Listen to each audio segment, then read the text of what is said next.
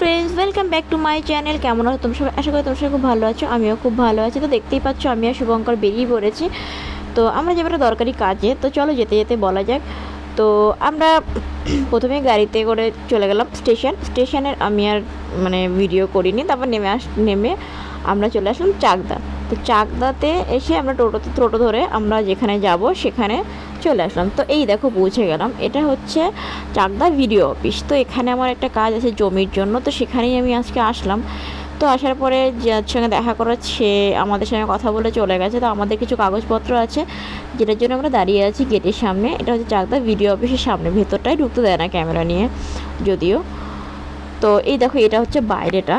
তো বাইরে বেশ পরিষ্কার, চারপাশে কিছু গাছপালাও আছে, আর প্রচুর রোদ ছিল, প্রচুর গরম। তো যাই হোক, ভেতরে সবাই কাজবাজ করছে। তো আমাদের কাজ কমপ্লিট প্রায় হয়ে গেছে। আমাদের একটু দাঁড়াতে বলেছিলো, তাই আমরা দাঁড়িয়েছিলাম। তো বেরিয়ে পড়লাম। তারপর আমরা বেরিয়ে পড়লাম। আমরা বেরিয়ে পড়েছি, আমাদের কাজ কমপ্লিট হয়ে গেছে। তো আমরা এখন বাড়ির দিকে রওনা দেবো। বাট এখন আমাদের ট্রেন নেই, ট্রেন হচ্ছে একটায়। এখন আমরা কি করব সেটাই এখন ভাবছি, কোথায় গেলে বসা যায় এই রোদের মধ্যে। এমনি পুরে ঝামা হয়ে যাচ্ছে,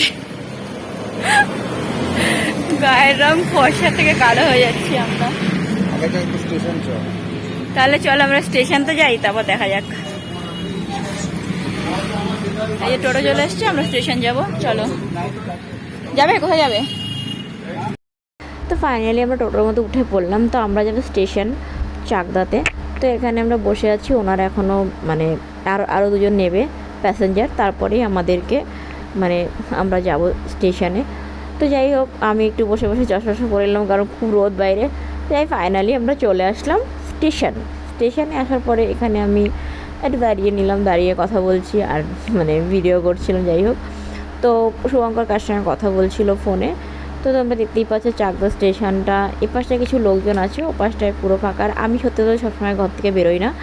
তো আমার খুব দরকার ছিল, জমির একটা কাজ ছিল আমার, সেই জন্যই আমাকে বেরোতে হয়েছে। তো আমি একা চলাফেরা করতে পারি না, শুভঙ্কর আমাকে নিয়ে এসছিল, ও ছুটি ছিল বলে। আর এখানে দেখো একজন ভদ্র মহিলা আর একজন ভদ্রলোক, আঙ্কেল আন্টি বলতে পারো যদিও। তো তাদের খিদে পেয়েছে, এবার তারা টাকা চেয়েছিল আমাদের কাছে। তো আমাদের কাছে তো টাকা আমরা দেইনি, কারণ কীরকম কী হবে। তো শুভঙ্কর জিজ্ঞাসা করেছিল আপনারা কিছু খাবেন? তো ওনারা হ্যাঁ বলেছে। সত্যি কথা বলতে ওনাদের খিদে পেয়েছিল, তাই ওনারা হ্যাঁই বলেছে। দুটো কেক কিনে দিয়েছে আর একটা ঠান্ডা জলের বোতল কিনে দিয়েছে। আর বয়স্ক লোকটা না অন্ধ ছিল, ওনার বর ছিল যে। তো যাই হোক, তো এই জিনিসটা আমার এই ভিডিওটার মধ্যে সব থেকে বেশি ভালো লেগেছে। এই জায়গাটা আমার সারা এই ওনার হাজব্যান্ড, উনি সত্যি অন্ধ, দেখতে পায় না। তো শুভঙ্কর আবার দিয়ে একটু আশীর্বাদ নিল, বেশ ভালোই লাগলো দেখতে, ব্যাপারটা খুবই সুন্দর লাগলো। আর আমার তো সত্যি ভীষণ ভালো লাগলো, হঠাৎ করে মনে হলো এটা ক্যামেরাবন্দি করা যায়। তো তারপর চলে আসলাম আমরা আমাদের কল্যাণীতে। তো আমি আর শুভঙ্কর যাচ্ছি স্কুটি করে।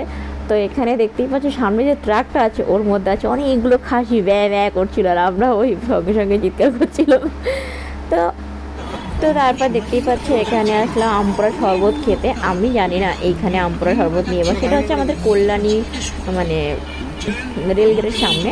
তো যাই হোক, এই ভাইটা আমাদেরকে আমপোড়া শরবত দিচ্ছিলো, আর শরবতটা খেতে সত্যি দারুণ লাগছিলো, দারুণ, সেটা বলার বাইরে, এতটাই ভালো। তো তোমাদের যদি আশেপাশে কল্যাণীর আশেপাশে বাড়ি থাকে, তো প্লিজ তোমরা এই স্টেশনের পাশে যে রেলগেটটা আছে এখানে আসতেই পারো।